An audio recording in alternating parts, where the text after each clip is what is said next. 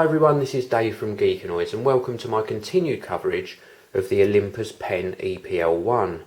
In this video I'll be giving you a tour around the camera itself as well as the 14 to 42mm kit lens. Now before I give you a look around the various controls, here's a quick rundown on the main specification. Packed into the E-PL1 you get a nice large sensor offering high speed 12.3 megapixel capture. You also get HD movie capture and HDMI control, a high performance built-in image stabilizer, a great selection of digital lenses and a built-in flash in the camera body. You also get this accessory port for adding extra goodies to the camera, plus a unique dust reduction filter too. Now I'm going to give you a tour around the camera itself. Starting with the front, the compact body allows you still to change the lenses over because this is based on the Micro Four Thirds system, and we've got a little button here on the front of the body which allows you to release and change the lenses. So let's just remove the body cap on the E-PL1, and here we've got the 14 to 42mm kit lens. So let's take the dust cap off the back of that as well, and attaching a lens is just a simple matter of aligning the two red dots like so, and then rotating the lens until it clicks into place. Now to release that lens, to change it over a different focal length one, you need to push this button here and that releases the lens. You can easily remove it. So let's pop that lens back on for the rest of this tour and let's give you a look around the back of the camera. We've got a nice 2.7 inch full colour screen. This has got a 230k dot resolution. It's superbly coloured and it has really good viewing angles. Now just above the screen we've got a little sliding switch here, and this pops up the internal flash. And then to the right hand side of the screen we've got some extra buttons for controlling the various features of the camera. We've got a play button for playing back images and video, menu button, an info button and a trash can button for deleting images and videos.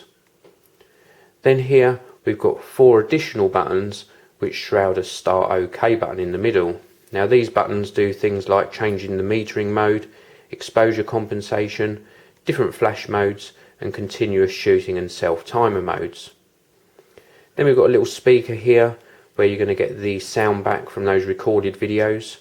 And then just at the top here we've got a function button which also doubles as a button for displaying your images in gallery mode on the screen, and then we've got a magnify mode here for zooming in on your captured images. Now just to the right we've got this direct video button, and this is absolutely superb. It really doesn't matter what mode you're shooting photos in. You could even be using one of the art filters and you can hit this button to go straight into recording mode for capturing that HD video footage. This also doubles as an exposure lock button as well. Now moving round to the right hand side of the camera, we've got a little flap here which exposes the video out port where you can use that supplied cable for getting video to your TV. And we've also got a mini HDMI port as well. This side of the camera is completely blank, and then the bottom of the camera we've got a standard tripod mount, and then we've got this little door that we open here, and this is where you're going to put your SD or SDHC memory card. Just in front of the memory card slot we've got the place for putting your battery, and that just slots in nice and easily like so, and then the flap closes back into place. Now moving around onto the top of the camera, this is where you've got that built-in flash. I'll just show you that from side view actually, popping up. It's got a nice firm sort of mechanism there, and then to put it back down into place you just clip it back into place like so. And then underneath this black cover here we've got the accessory port. Now this is really interesting because the accessory port allows you to add a whole host of goodies to the E-PL1. Now just in front of the accessory port you can see the built-in microphone.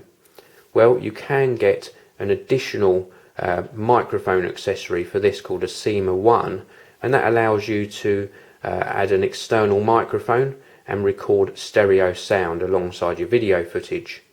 You can also use this for the VF2 high resolution multi-angle electronic viewfinder, so if you didn't want to rely on this screen on the back, you can add a very useful viewfinder to the top of the camera.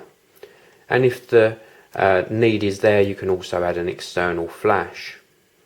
Now, alongside this accessory shoe port, we've also got the mode dial, and it's from here you can access the iAuto mode, the art mode, scenes, movie mode, manual, shutter priority, aperture priority and program modes of the camera, and it's got a very nice solid feel to this mode dial.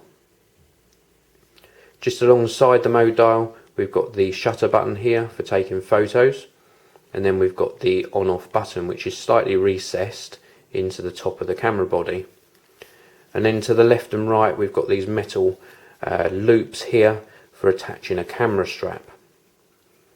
Now I'm going to give you a little look at the lens as well. This is the 14 to 42 millimeter kit lens. You can buy the EPL1 as body only, or you can in fact buy it in a kit with two lenses, but this is the 14 to 42 millimeter lens. And if I switch the camera on without extending the lens, it does actually warn me on the back that the lens is locked. And what you actually have to do is there's a small switch here which you have to slide forwards and then rotate the camera around and actually unlock the lens to the 14 millimeter mark on the barrel here. And then this lens goes from 14 millimeters round to 42 millimeters, and then we've also got a focusing ring on the front here, so you can actually perform manual focus. And when you finish with the camera, you switch the camera off, the lens retracts down very slightly, and then you can rotate this all the way round, pushing that switch again, and then retract the zoom lens back into the main body of the lens. So very nice, neat solution, and it keeps this front element retracted and sort of protected a little bit. Well, that was my tour of the Olympus PEN E-PL1 for you. You can actually buy this camera in 4 colours. You can get it in white, black, red, and the champagne gold colour that you can see here. And this really has a hint of silver and looks very classy indeed. Body only, it costs you £499 or $549 in the US. The kit with the 14 to 42 millimeter zoom lens will cost you just £549 or $599, and the double zoom kit, which adds a 40 to 150 millimeter zoom, will cost you £699. Keep an eye on the Geekanoids channel over the next week or so, where I'll be publishing further videos covering a menu system tour, full review and a video performance video.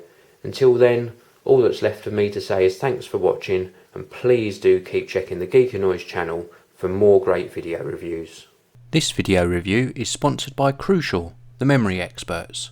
They provide reliable PC, notebook and Mac memory to boost your system performance and improve your general workflow.